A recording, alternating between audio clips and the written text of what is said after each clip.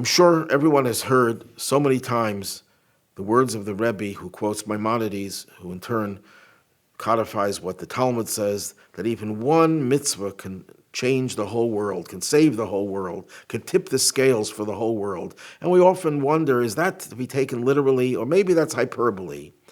So the Rebbe once explained very beautifully, based on this week's Torah portion, how it's a reality. In this Torah portion, we're told that Joseph was sold by his brothers as a slave, and after he was in the house of his master, he's accused of a crime and he's thrown into prison. He was really in the dumps.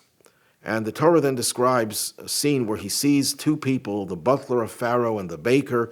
They're depressed, and he asks them, why are you depressed? And they tell him they had a dream, and they didn't know what the dream meant.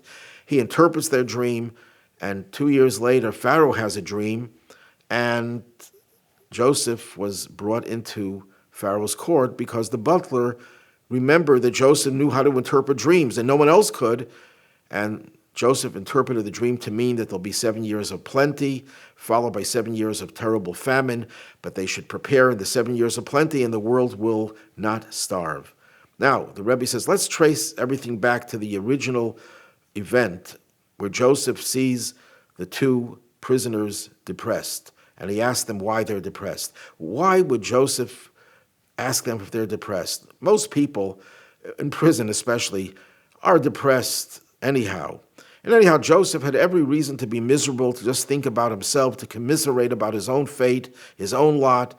He's on top of the world, and he's sold into slavery by his brothers, and now he's accused of a crime, and he's thrown into a dungeon. And he could have said, even if he wasn't so depressed himself, he could have said, let me mind my own business. No, Joseph takes the initiative to see that other people are depressed, to go out and help them.